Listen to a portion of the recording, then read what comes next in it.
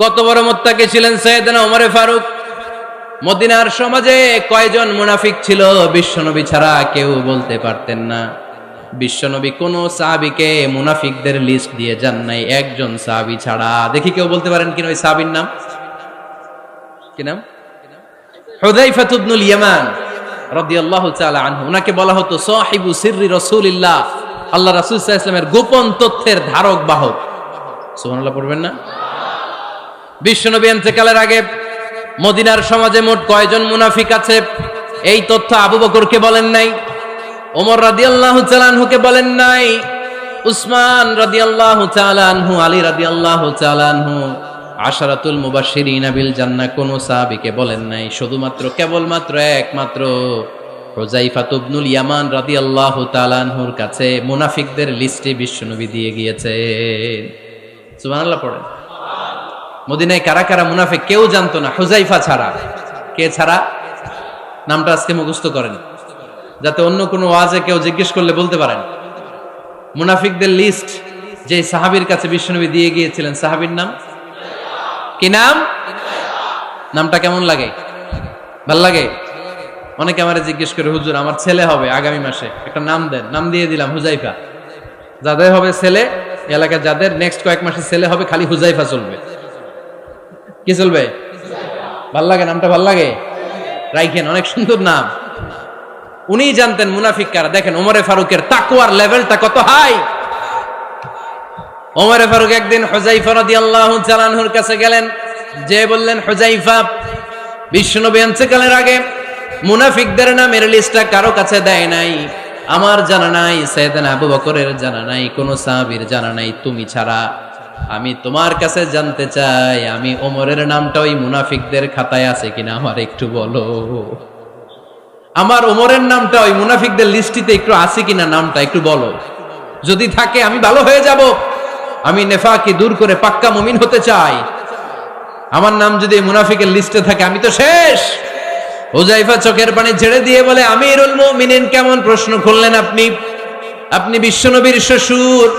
এই উম্মতে আপনার পজিশন 3 নাম্বার। আপনারে মুনাফিকরা ভয় পায়, শয়তান আপনারে ভয় পায়।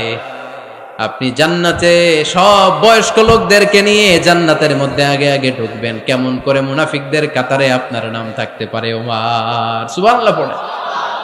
কি বিনয়ী, কি তাকওয়া। হুযায়ফাকে যে ধরতেন, হুযায়ফা একটু বলো না আমার নামটা মুনাফিকদের লিস্টিতে আছে কিনা। ওমরে ফারুকের যদি এই টেনশন থাকে যে আমি মুনাফিক হয়ে গেলাম কিনা, আমাদের এই টেনশন থাকার দরকার আছে না নাই? হ্যাঁ, যেন সব সময় আল্লাহর কাছে দোয়া করতে হবে, আল্লাহ তুমি নেফাকি থেকে আমাদেরকে বাঁচাও। আরো জোরে পড়েন আমিন। ওমরে ফারুক রাদিয়াল্লাহু তাআলা আনহু আমাদের সুপার হিরো, আমাদের সবাই বলেন আমাদের। উনি কত বড় সুপার হিরো শুনেন। উনি জুমার খুতবা দিচ্ছেন। কি দিচ্ছেন? মসজিদে নববীতে। খুতবার মাঝখানে হঠাৎ বললেন, ইয়া সারিয়াতাল জাবাল, ইয়া সারিয়াত ইবনে জানিমিল জাবাল। এই কথা বলেই আবার খুতবা দিতে শুরু করলেন।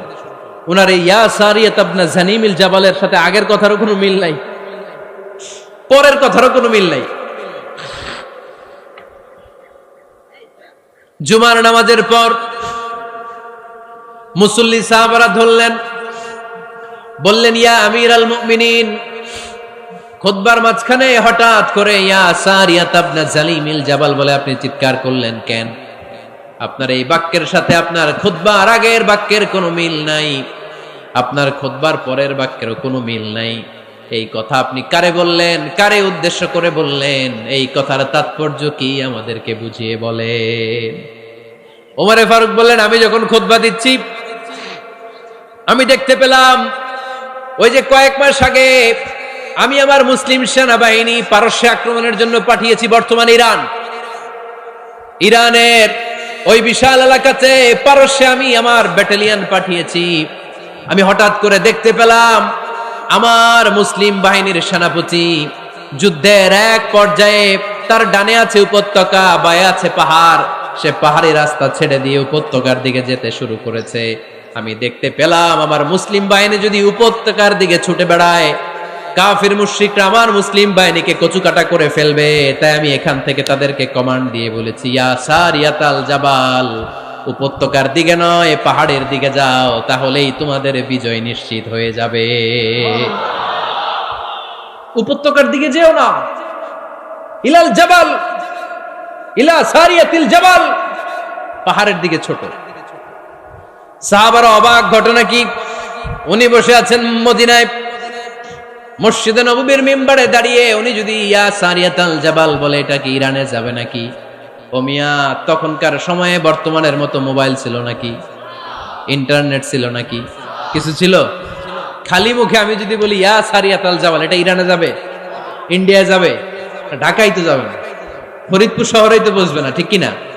কিন্তু এটা আমিরুল মুমিনিন বিশ্বাসী সাহাবারা বিশ্বাস করে নিল। কিছু মুনাফিক ছিল, এরা কয় না ঝামেলাস, এটা তো সম্ভব না। এক কাজ করি, এই সেনাপতি যখন বিজয়ী বেশে মদিনায় ফিরে আসবে, আর আমরা ধরবো। এরা দিন গুনতে লাগলো, এই সেনাপতি মুসলিম বাহিনী নিয়ে পারস্য জয় করে কবে ফিরে আসবে। এই মুনাফিকের দলগুলো কখনো সেনাবাহিনীকে অভ্যর্থনা জানাতে যেত না, কিন্তু এইবার সবার আগে মদিনার উপকণ্ঠে যে সেনাপতিদেরকে অভ্যর্থনা জানানোর জন্য ফুল নিয়ে রেডি। ফুল নিয়ে দাঁড়ায় সেনাপতি ঢুকার সাথে সাথে ধরছে, এই সেনাপতি কোত্থেকে আসছে? কয় পারস্য জয় করে আসছে। কয় এমন এমন দিন, জুমার দিন দুপুর বেলা যুদ্ধের মাঝখানে আমিরুল মুমিনিনের কণ্ঠের কোন কথাবার্তা শুনছো নাকি? সেনাপতি অবাক, কয় তোমরা জানলা কেমনে? শুনছি তো। সুবহানাল্লাহ পড়বেন না? আমরা যুদ্ধে একটা ভয়ঙ্কর অবস্থার মধ্যে ছিলাম, পেছন থেকে শত্রুরা আমাদেরকে আক্রমণ করতে শুরু করে দিল। ডানে যাব না বায়ে যাব, সামনে যাব নাকি পেছনে যাব, রাস্তা খুঁজে পাচ্ছি না। ডান দিকে ছিল আমাদের উপত্যকার রাস্তা, বাঁ দিকে ছিল পাহাড়ি পথ। আমরা সোজা পথ হবে মনে করে উপত্যকার দিকে ছুটতে আরম্ভ করলাম। হঠাৎ করে আমিরুল মুমিনিনের কণ্ঠ বজ্র কণ্ঠে আমার কানের মধ্যে ভেসে আসলো। আমার মনে হলো আমিরুল মুমিনিন কেমন যেন আমাকে কমান্ড দিচ্ছেন, আর বলছেন, ইয়া সারিয়াতাল জাবাল, ডান দিকে উপত্যকার পথে নয়, তাড়াতাড়ি পাহাড়ের দিকে সৈন্যবাহিনী নিয়ে উঠে যাও। পাহাড়ের দিকে, ডানে না, this is wrong track and this is the right track. ওই দিন যদি উমরে ফারুকের ওই গাইডলাইন, আমিরুল মুমিনিনের কমান্ড যদি আমি না শুনতাম, আজকে বিজয়ের বেশে ফিরতেও পারতাম না, আমাদের চেহারাও তোমরা দেখতে পেতে না। উমরে ফারুকের ওই কমান্ড, ওই গাইডলাইন অদৃশ্য থেকে শোনার কারণে এই পারস্যের মধ্যে আমাদেরকে সেই যুদ্ধে বিজয় দান করেছে কে? দিস ইজ উমরে ফারুক, দিস ইজ উমরে ফারুক।